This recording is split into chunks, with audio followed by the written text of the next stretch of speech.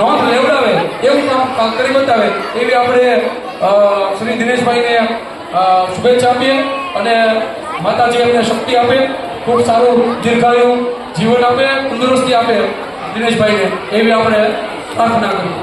ત્યારબાદ આપણા જ્ઞાતિના યંગ અને ઉત્સાહી જેને ઓલરાઉન્ડર કહી શકાય, દરેક મોટા સાથે પણ ભળી જાય, નાના સાથે પણ ભળી જાય અને સમાજની સેવામાં એમનો પણ અભૂતપૂર્વ ફાળો છે, યોગદાન છે.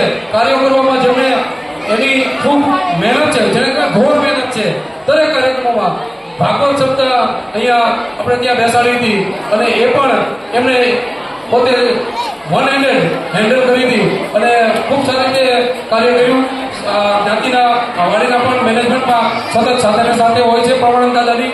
એવા અગાઉ પણ મહામંત્રી અને હવે નવી બોડીમાં પણ મહામંત્રી શ્રી હર્ષદભાઈ કેશવલાલ નગરી ને હું વિનંતી કરીશ કે તેઓ શ્રી આ સ્ટેજ ઉપર પધારે.